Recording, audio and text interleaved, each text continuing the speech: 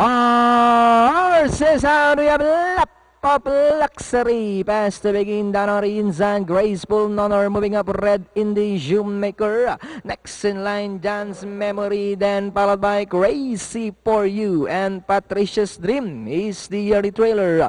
We have lap of luxury by about 2 lengths.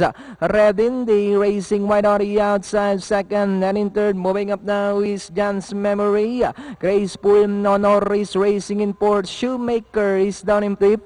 Crazy for You and Patricia's Dream still racing in last. And it's still up of luxury by Avaralenka. Red Indy still in second, and here comes John's Memory.